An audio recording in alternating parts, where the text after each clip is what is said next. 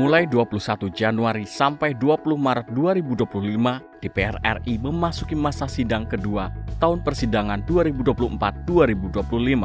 DPR RI akan memastikan program pemerintahan Prabowo Gibran dalam membangun Indonesia dapat berjalan dengan baik selaras dengan konstitusi, serta memperhatikan rasa keadilan dan kepatutan.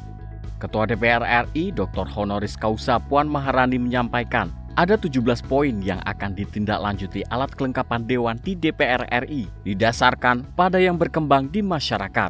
Melalui mitra kerja setiap alat kelengkapan Dewan, DPR RI bersama pemerintah akan membangun pemahaman dan arah yang sama, yaitu mengutamakan kepentingan rakyat, sehingga rakyat yang mendapatkan manfaat paling besar dan tidak ada yang tertinggal dalam pembangunan nasional.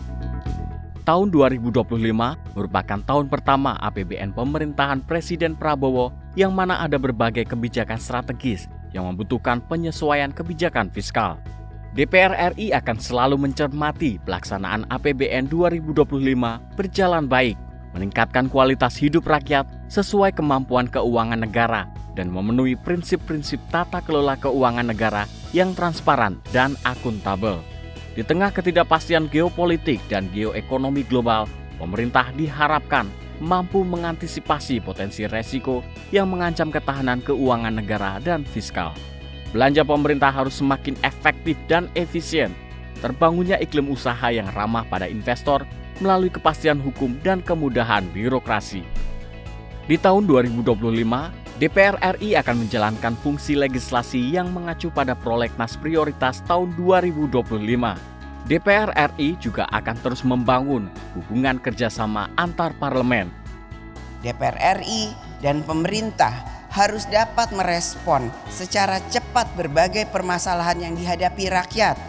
Pemerintah sebagai pelaksana penanganan urusan-urusan rakyat telah dibekali dengan regulasi, aparatur sipil negara, anggaran, dan program kementerian lembaga.